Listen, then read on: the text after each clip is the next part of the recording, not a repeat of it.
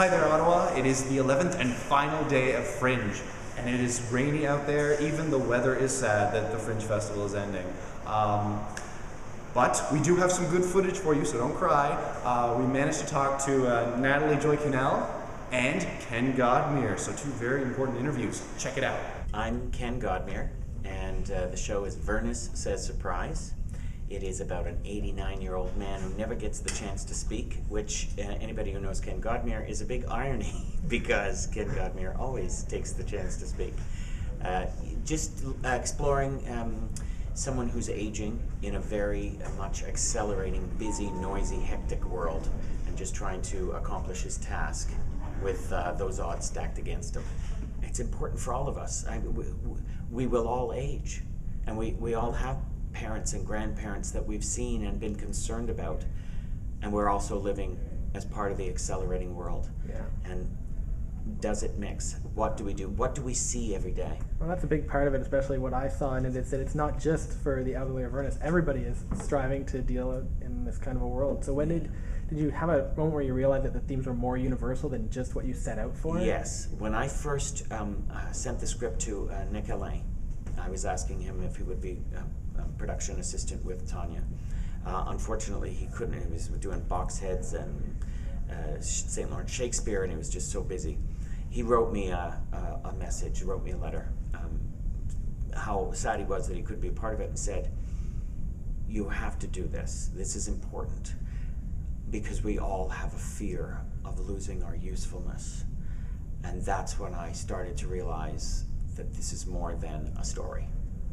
And if it can affect people on paper, maybe I can put even more of myself into the production and the timing and the love, now I'm going to sound schmaltzy, the care,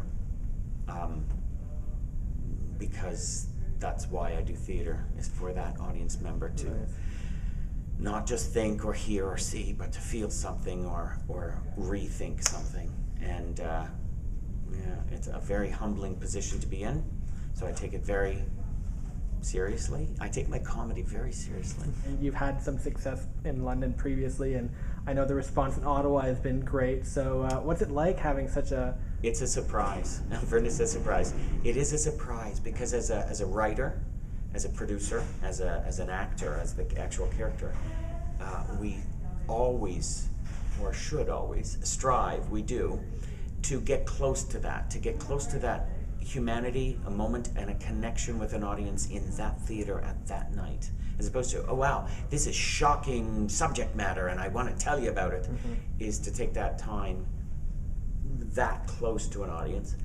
And so we hope for that. I think the biggest surprise is how deeply the audience has been affected by the character and the story, or the truth, or the style of the story. And it is a surprise because of how deeply people are grabbing me. People are grabbing Vernus. And one of my wife's colleagues brought her 5-year-old daughter to see the show. And all the ride home, and even that night, is Vernus going to be okay now? Is Vernus all right? Nice. Even the next morning she woke up and said, "How's Vernus today?" Because those boys at the bank were not very nice to him. And sort of picturing, what is he doing today? Is he going to the doctor's office today? Will he be okay today now? That this is longer or broader, it's bigger than I imagined, or deeper. And a woman in the fringe tent in the courtyard grabbed me and said, "Do you know what you did to me? I was physically reaching for my actual purse to pull out a real $20 bill to put it on a counter that doesn't exist." Wow. I had to help this man. And she said I was opening my purse before I realized there's no counter there. I'll instantly say hip-hop Shakespeare. There was something so big and joyful and electric and intricate, the amount of work that went into the hip-hop and the lyrics and things, but then they brought it in joy and they brought it in style. The characters and the lingo, everything married so well together. If I handed you a Hallmark card, what would it say? If I handed you a Hallmark card, what would it say? Oh.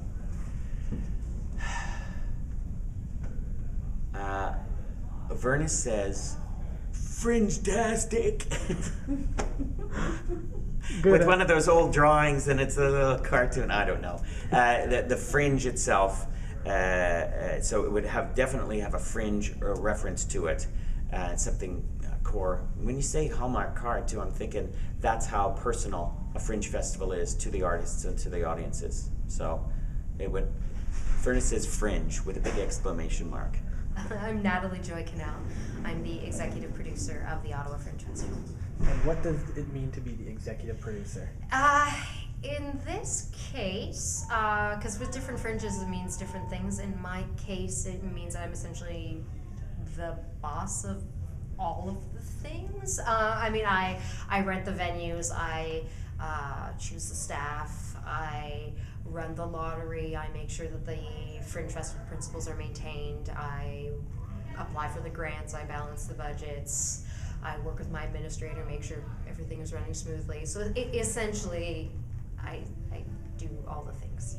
Of the shows you've gotten to see, I assume you got to see at least some. This year was good. I saw 5. Last year I saw 3, and in my first year producing I only saw 1. So I'm increasing a little bit every year. But 5 I think is probably going to be about the most I can see. But yeah, I saw 5. It's hard when you're so busy. Yeah, it really is. What stood out for you?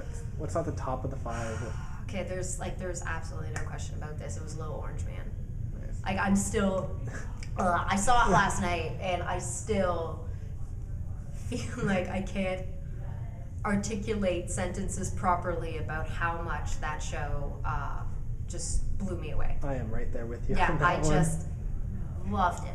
And I think the director in me, 2-3 weeks down the road, is going to be like, I loved it for and I'll be able to really list all the reasons. At the end of the day, as a pure patron, I was there. I was in the moment, suspension of disbelief out the window. I was so actively a participant in her storytelling that I thought, you know what, like that's what it's about. She created a theatrical moment that had me completely sucked in and completely absorbed in the play. And I had a fantastic time and experienced a huge range of emotions. Like that's why I do this job. Like for shows like this, to be like, yeah, we gave a show like, and that show wasn't supposed to be in the festival. Little Orange Man came in right at the last minute, at the deadline of BYOBs before I could put them in the program. Wow. Right at the last minute. She was like, oh, I finally was able to secure something. And I was like, that's fantastic. That's great. I don't know who you are, but let's go. Fantastic. Let's sign you up and get everything settled. So like Little Orange Man almost didn't make it to the Ottawa Fringe Festival. Actually, you're the first people I've actually told this to. So I think there's something about, at least that for me, it almost didn't make it here, and then it did make it here. It was just this amazing experience for so many people. That's even so more yeah, incredible. yeah, I feel the exact same way about the show. yeah. Like I can't. I miss my grandpa. Like it just took me on so many different levels. Like I was ready to peck some eyes out. Like when she gave me my orders, like you guys are in charge of this, I was like, let's go. I'm going in your dream. I don't get like, and I'm like, I'm a grown woman. I know that this is not actually happening, but for some reason, suspension of disbelief, no issue. No issue at all with that show. You were at our showing of Little Lady, and I know that was something that a lot of people were looking forward to going into the fest. How was that? To sit there with my 4-year-old to watch it was awesome. Because it was an excellent example of how good storytelling translates well to pretty much any age, and she is just a phenomenal performer, like phenomenal. Yeah. And for her to be like, I'm not an actress, that's bullshit. That is such bullshit. She's like, I'm not an actress, and then she might as well get her brain wrapped around the fact that she is an actress. Because yes, she's a dancer, and yes, she can move beautifully, but she is a great storyteller. She did a beautiful job of storytelling that, and it was just personally an amazing experience for me to also be sitting there with my 4-year-old. That was her first. That was actually my only second Fringe show ever to see. And to hear her reaction, and then how the audience reacted to her reaction, and then like these echoes of giggles happening, and yeah, it was a really nice, pure theatrical moment for me. I really enjoyed it. What's at the top of the shows that you didn't get to see that you're like, that one, that's easy. Wanderlust. I didn't get to see that, and I heard nothing bad about it. Everyone who saw Wanderlust adored it. And I saw him in Winnipeg a few years back, and Martin Docherty is just a fantastic performer. So I'm bummed out about that. The other thing I'm upset that I have missed is Vernus Says SURPRISE. Because doing the podcast with Ken Godmere, That was a great like, podcast. he started crying, I started crying. There was like, it was just to talk to a performer who's so engaged in their work and so proud of their work and clearly is devoting a lot of time and energy into it. Like, when a performer cares that much about what they do, it's really hard as a patron to not be engaged and to care too. Hence the reason why community theater works as well as it does 99% of the time. Is because it doesn't matter if they're professionals or not. They're on stage loving what they're doing. And therefore, for the most part, the audience is like, this is great, even if it's not technically and theatrically the most polished work ever. I'm a firm believer in that. If you enjoy and are passionate about the work that you do, that translates and that reads out to other people. And Ken Godmere does that, without a doubt. So I'm kind of bummed I missed it. I may try to catch the Best of Fest tonight, but I may not get a chance to, so. Remount? I'm going to recycle yesterday's random question and say, if I handed you a Hallmark card, what would it say? You handed me a Hallmark card, what would it say? The only thing I could come up with is get well soon. I don't know why. Maybe because I have a feeling by Tuesday I'm just going to be like, don't touch me, don't look at me, I can't move. Because right now I'm so full of energy. But yeah, get well soon. Because probably by Tuesday I could use a pick-me-up. So yeah, there you go. That's it for the Fringe Festival this year. It'll be nice to have some downtime instead of seeing all these shows. I managed to see 42 or 43 shows. So I'm tired, I bet you're tired, but thanks for tuning in. Any final words for Ottawa?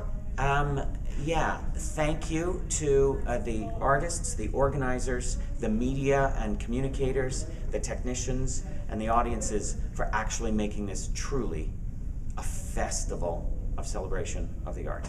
Thanks very, very much.